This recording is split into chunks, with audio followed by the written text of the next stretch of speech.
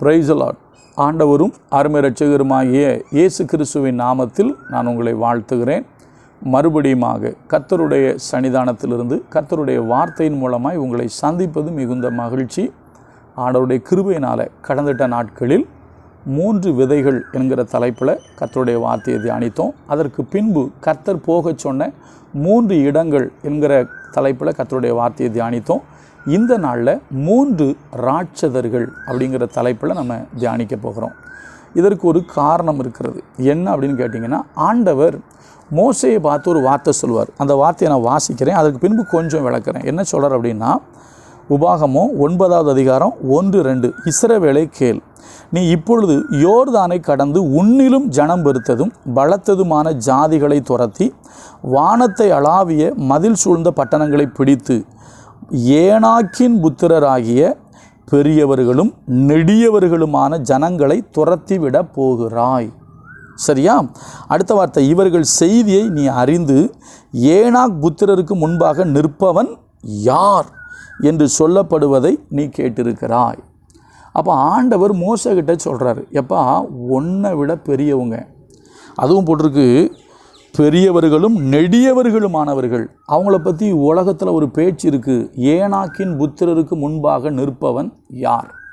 இப்போ இதை குறித்து சில செய்திகள் இருக்குது. என்ன செய்திகள்னால், பழைய ஏற்பாட்டில் நீங்கள் பார்த்தீங்க அப்படின்னா, காயினை கர்த்தர் சபித்து ஒரு அடையாளத்தை அவன் மேலே போட்டார். அதனால் அவன் அப்நார்மலான, அதாவது தேவனுடைய சாயலின்படி சிருஷ்டிக்கப்பட்ட மனிதனை போல் அல்லாமல் அவனுடைய முகரூபம், அவனுடைய சந்ததிகள் மற்றவர்களை விட கொஞ்சம், ஏன்னா யாரும் அவனை கண்டுபிடிக்கிறவன் அவனை கொண்டு போடாதபடின்னு போட்டிருக்கு.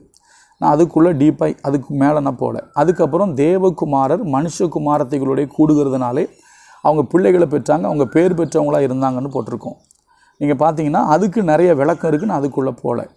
ஏன்னா எப்படி வந்திருப்பாங்கிறது நான் சொல்கிறேன். சரியா? இப்போது இந்த ரெண்டுமே ஜலப்பிரளயத்தில் அழிஞ்சிட்டு, எதில் காயினுடைய சந்ததியும் இந்த தேவகுமாரர் மனுஷகுமாரத்தைகளை கூடுனாங்க பார்த்திங்கன்னா, அவங்க சந்ததியும் ஜலப்பிரளயத்தில் என்ன பண்ணிட்டு அழிஞ்சிருச்சு.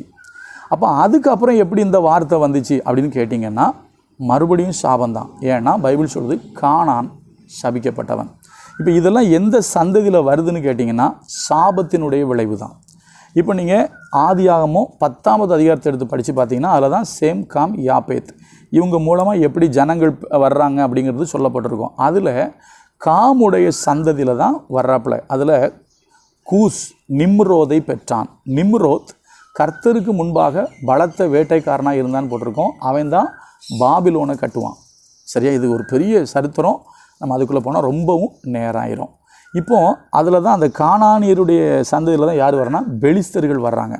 ஆக்சுவலாக பொதுவாக சொன்னதுன்னா, சபிக்கப்பட்ட இனத்தில் தான் அப்நார்மலான மனுஷங்க என்ன செய்கிறாங்க, வர்றாங்க. மனுஷங்கன்னா அவங்க ராட்சசர்களாக, அவங்களுடைய என்ன சொல்கிறது, அவங்க வித்தியாசமானவங்களாக காணப்படுறாங்க. இதுக்கு மேலே அதுக்குள்ளே போக வேண்டாம்.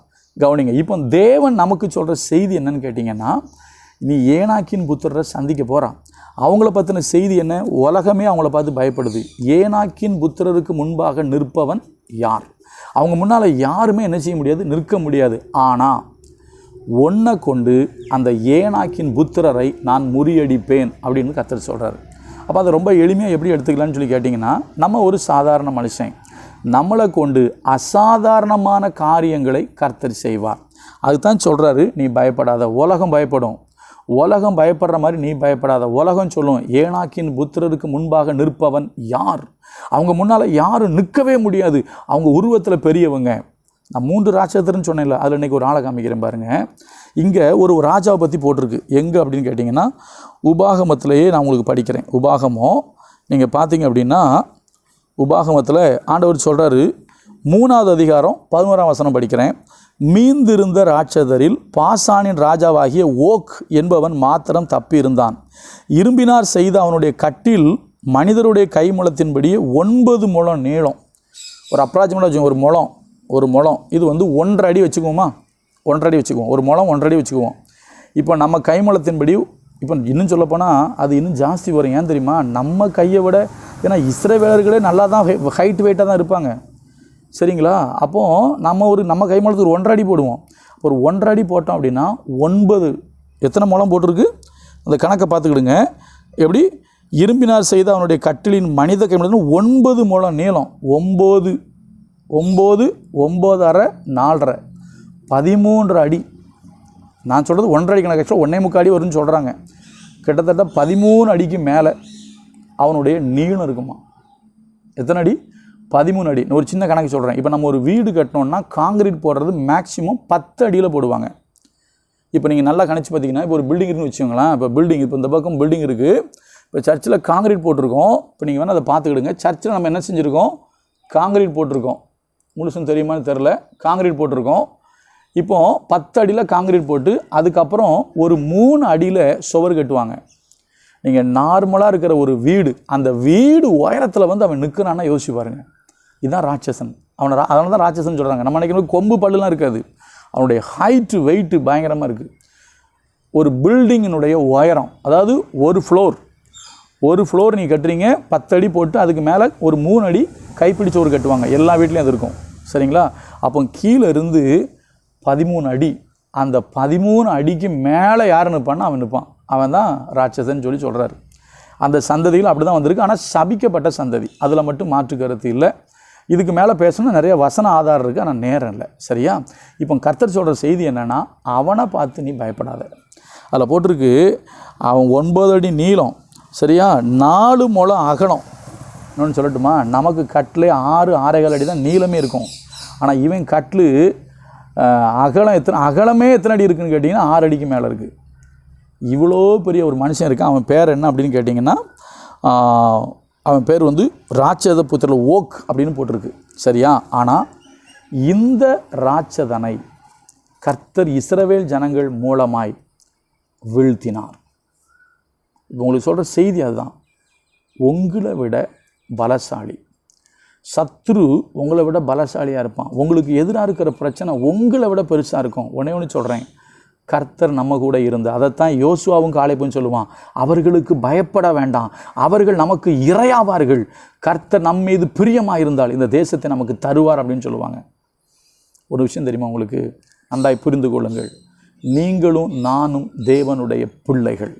நமக்கு எதிராக எவ்வளவு பெரிய பிரச்சனை நின்றாலும் கர்த்தர் நம்முடைய பட்சத்தில் இருக்கும் பொழுது மனுஷனும் நம்மளை ஒன்றும் பண்ண முடியாது, ராட்சதனும் நம்மளை ஒன்றும் பண்ண முடியாது. ஒருவேளை ராட்சசை மாறி பெருசாக வந்து நிற்கலாம். நம்ம ஊரில் சொல்லுவோம்ல, ராட்சத அலை வந்து இழுத்து கொண்டு போய்விட்டது. ராட்சத அலை அப்படின்னா நார்மலை விட அப்நார்மலாக இருக்குது.